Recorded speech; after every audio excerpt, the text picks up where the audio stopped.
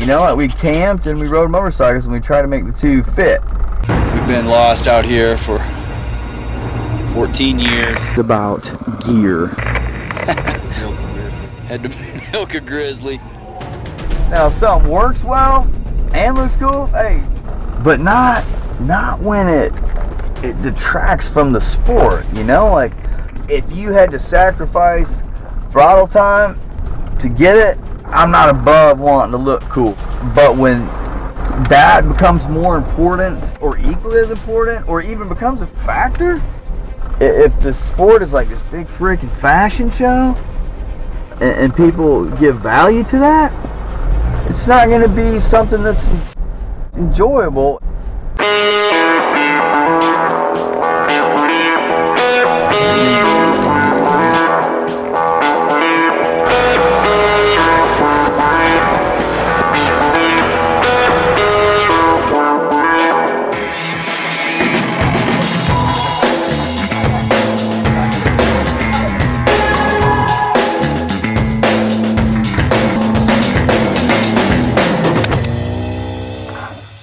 And we're terrified, and we're thankful. We are living, I guess, best way to put it. If you are a budding adventure tour, this video is not for you guys who've been doing this forever. You got your bearings, I get it. It took me a long time to get my bearings because I was doing this, I had no internet, man. I didn't even know adventure touring was a thing. We just went raising hell on motorcycles, and that's what we did, and we love camping. You are wanting to adventure tour. Let's say you're this guy, you're sitting at your house, you're like, man, you saw it just like I did. I got the bug. It was 17 years ago.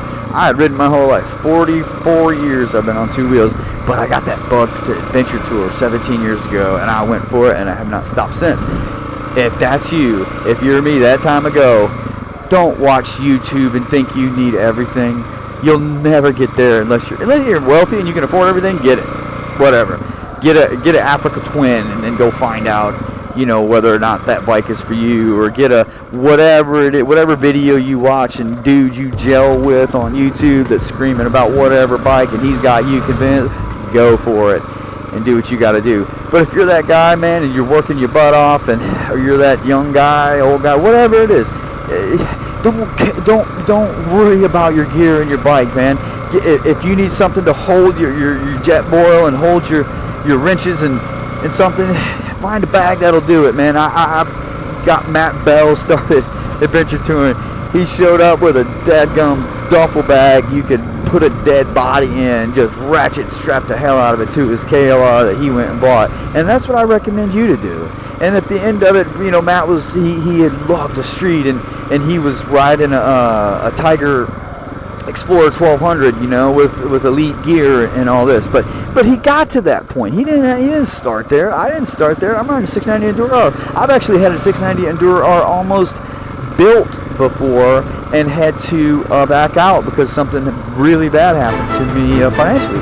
So I've wanted this bike for a long time, man. I'm an old dude. I'm 47, I think, and something like that. And I just, yeah, 47. I'll be 48 this year. And it took me a long time to get this bike. It took, you know, 17 years. Granted, they didn't have it 17 years ago, but you get the point. The riding gear, you don't need all the matching crap. Get it eventually if it makes you feel better, or if it makes your video look cooler, or whatever that is, or the what's the thing now, man? You gotta have the orange. You gotta have the orange face shield. You know, like everybody's got it now. You know, and it looks cool as hell. Don't get me wrong, but I'm saying if you don't have one, don't let getting one keep you off the trail, man. Just don't do it. Period.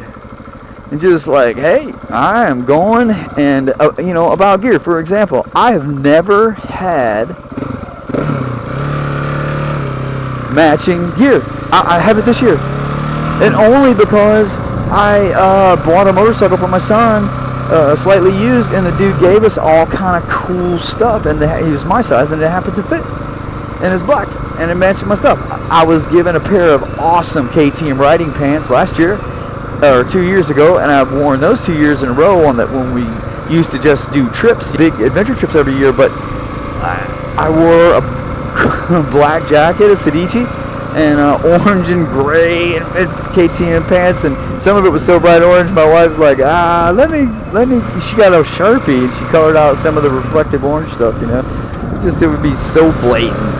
And so, but this year I actually ain't gonna match, and I'm kind of cracking up, you know, because I don't care. I never have, and I did that on purpose because I see so many people, man. I've had a guy miss a trip because he couldn't. He didn't want. He wanted to wait and save up and use the trip money to buy these better bags that were cooler, but his bags worked.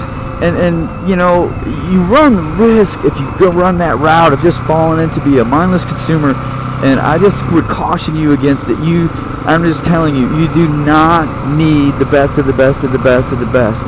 You just need to get out and ride and see if you love it. And if you love it, and start walking towards doing it more, the things will come your way, and you'll appreciate them. And that, man, that's the way it should be. It all stems from this, and again, I'm reaching, I get it. It all stems from this Instagram world that we live in, where everybody's just trying to harness this perfect look, you know?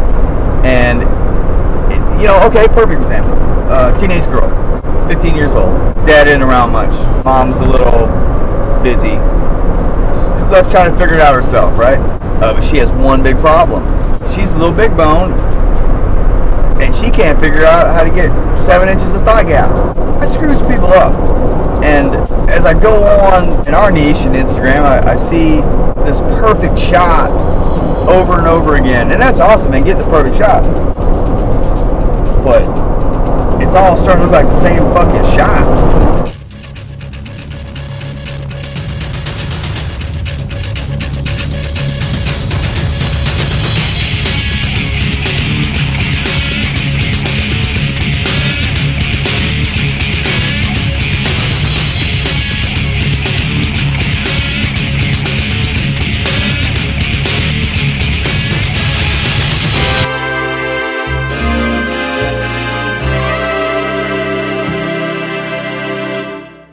We were out in Utah somewhere, and I hear this 990, because it had that full rally look and feel too, you know, like the KTM 990.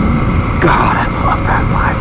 Beautiful bike. And I think if you get it before 2008, you can get it carbureted and no electronics, man. Just this KLR of a KTM, you know, but with a gajillion horsepower. So anyway, this guy comes romping through down this road, and he comes romping through this river, and he comes right into our camp, and he gets off the bike, whipped off his helmet, and he looked at us. We were just getting ready to go, so we had our tent, like there was one tent still being packed up, and the guy goes, "Oh, real riders," and he said real riders. He had this heavy Austrian accent, and it was a real big honor to be identified as a real rider. He knew right away. He saw our bikes. He looked at what we were doing. He looked at how we had them set up. He looked at the grunge and the wear, and hell, my buddy, man, he has an 03 KLR, and he romps with us everywhere he goes, and sometimes he's out front when it's really hard, because the son of a gun can ride, man. And the bike's been painted 9 times. The odometer hasn't worked in ages. He still has the damn bulb burner in it, man. You know, he goes somewhere at night, you can barely see him pull up. The bulb's so dim. And but he's a real rider, you know, and the guy recognized that. And I'm not here to boast. The reason it's important to bring it up is we were identified as real riders, and that's what everybody wants. You join something, you know, you're a soccer player, you want to be identified as somebody who can actually ride, and somebody who can do the what it takes to be out there and stay out there, and kind of like we're doing, man. I live on this thing. This is my address.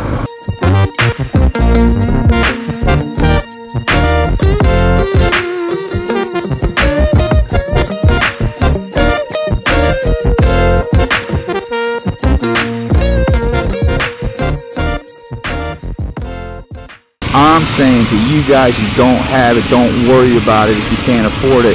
Get a bike and go raise some hell, have some fun, see if you love it, start focusing in that direction. You don't need to go to to do South America on your first trip, trust me, it'll suck if you don't have some understanding, you know, of what you're doing. So just go camping, check it out, see what you need, see what you don't need. Even that's even more important. You know, I had a guy one time bring a little surround sound system. We get set up at Great Sand Dunes, I think, after coming across that Alamosa Valley, hot as hell, and he turned that music on. And I was like, hell yeah, that sounds delicious. But I just couldn't believe he brought it, you know.